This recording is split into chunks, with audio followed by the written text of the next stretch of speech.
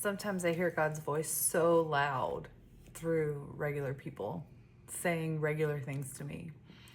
About 15 years ago, I was living in Boston and I had this Pontiac Grand Am GT, and man, I loved that car.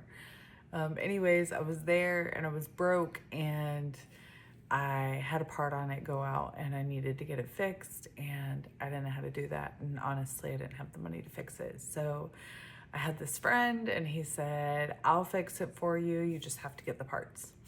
And so he told me which parts I needed. I don't remember what they were. I'm not a car person.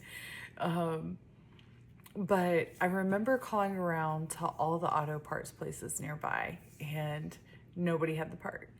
And so I expanded my search and went about 50 miles in radius, and nobody had both parts. And so finally I started calling the junkyards, and nobody had both parts. And it was just getting so very frustrated. I definitely couldn't afford to buy a new car, but the car that I had wasn't going to continue working without both of these parts. And it was just, I was out of options.